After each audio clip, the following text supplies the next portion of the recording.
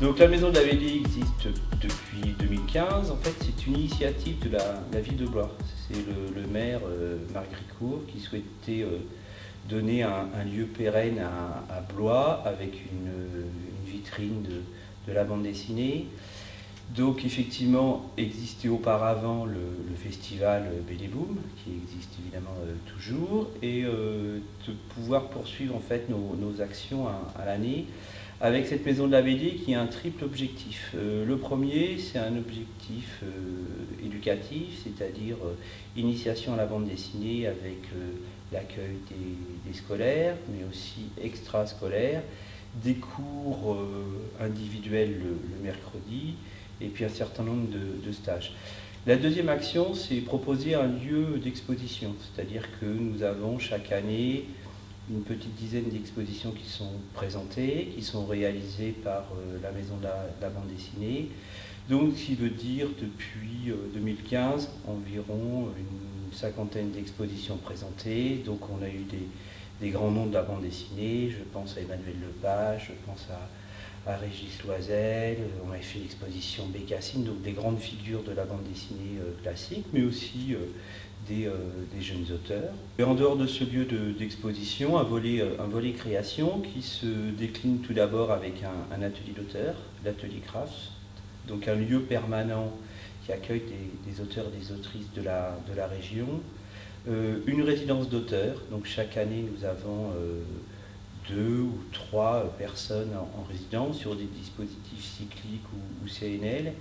Et puis toujours du côté volet création, une politique éditoriale avec tous les 2 ans, la coédition d'un ouvrage.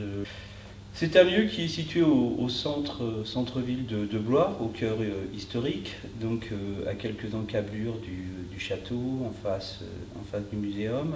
Donc un lieu quand même assez vaste, de 600 mètres carrés, avec une extension qui est prévue dans quelques mois.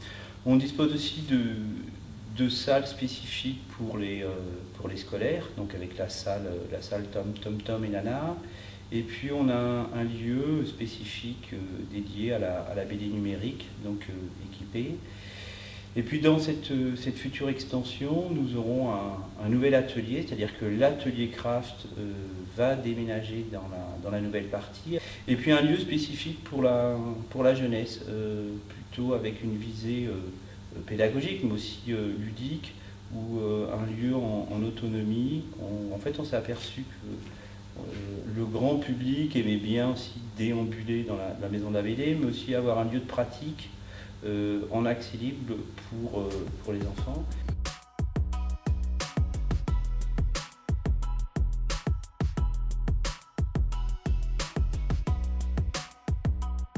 Je m'appelle Sébastien Duforestel, je suis le responsable pédagogique de l'association BD Boom depuis 2007. Depuis la création de la Maison de la BD, depuis 2015, donc, nous accueillons sur site des classes, pas que, également des centres de loisirs. Le public avec lequel moi je travaille est majoritairement jeunesse, mais bon, quand je dis jeunesse, la fourchette est très large. Avec quel type d'outils on peut travailler? En fait, nous, on a décliné toute notre offre pédagogique autour de la bande dessinée, mais pas que. On travaille également aussi autour des arts narratifs. On peut avoir de l'écriture de scénarios, on peut avoir également de la création de personnages, on peut avoir des modules autour du dessin, des modules autour des codes narratifs de la bande dessinée. On va avoir également des modules qui vont partir un petit peu vers le dessin de presse, par exemple. Tous ces contenus pédagogiques ont pu être donc mis à disposition d'environ, oui, on est autour de 10 000 élèves accueillis depuis 2015. Alors sur le temps de loisirs, on a aussi une ouverture qui est orientée vers les centres sociaux, les centres de loisirs, les ALSH, avec lesquels on va, comme je le disais tout à l'heure, mettre en place des ateliers avec une orientation un peu plus ludique. Et on peut aussi être dans l'approfondissement, là ça s'adresse, je dirais, au grand public, toujours sur la tranche d'âge de la jeunesse, avec des inscriptions sur des stages qui vont être soit sur la BD, soit sur le dessin d'animation, soit sur le dessin d'illustration, Soit ça peut être parfois un brassage un petit peu de tout ça.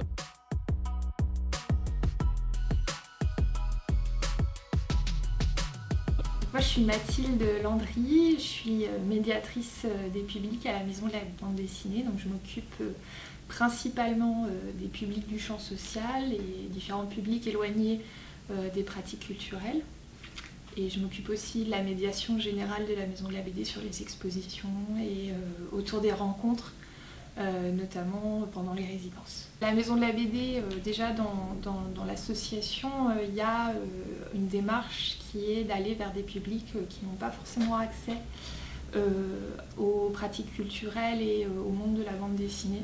C'est d'ouvrir vraiment à des publics qui ne connaissent pas ce médium-là. Ça va être de travailler par exemple avec des groupes de centres sociaux, de travailler avec des jeunes de la protection judiciaire de la jeunesse. On a des projets avec eux réguliers où ils vont rencontrer des auteurs. Dans l'approche pédagogique qu'on a à la Maison de la BD, effectivement, il y avait aussi la volonté, en ouvrant la Maison de la BD, de proposer des cours hebdomadaires, comme il peut y avoir des cours de musique, des ateliers dans différentes structures, et de pouvoir accompagner les élèves sur leur progression au fur et à mesure de l'année. On a aussi des adultes qui viennent avec au départ une pratique un peu amateur et qui vont se professionnaliser, sachant que les cours sont donnés par les auteurs qu'on a à l'atelier craft ou avec qui on a des échanges. L'idée, c'est de professionnaliser aussi un petit peu, d'avoir une approche qui est assez concrète et de voir les coulisses en fait de comment on crée une bande dessinée.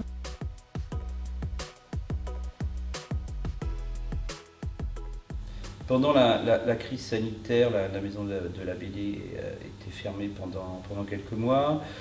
Alors là, effectivement, le nombre de visiteurs est limité, le masque est obligatoire, et c'est vrai qu'on a changé aussi notre façon de présenter les expositions, c'est-à-dire que les manipulations, les écrans tactiles ou même l'accès aux livres n'est plus possible.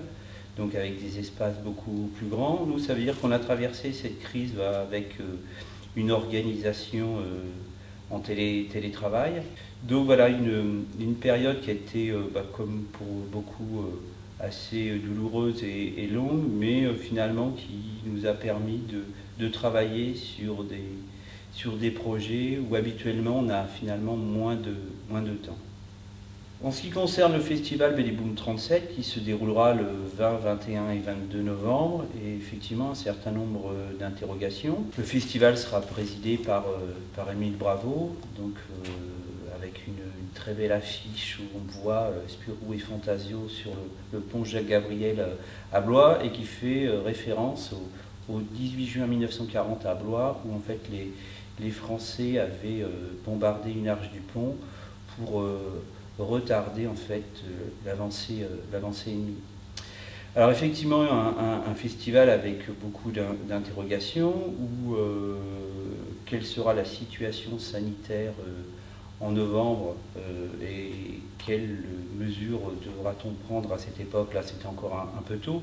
Ce qui est sûr, c'est qu'on a concocté un programme un peu différent, notamment en ce qui concerne les scolaires, puisqu'en fait une des particularités de BD Boom, d'avoir une journée scolaire assez importante. Chaque année, ce sont environ 3000 élèves. Cette année, une organisation différente avec BD en classe, c'est-à-dire que du 9 au 19 novembre, les auteurs, des intervenants iront dans les classes du département faire des interventions. On aura aussi des interventions à la Maison de la bande dessinée. Une bonne quinzaine d'expositions présentées, donc évidemment Émile Bravo. Du côté des auteurs, une centaine d'auteurs est attendue à Blois.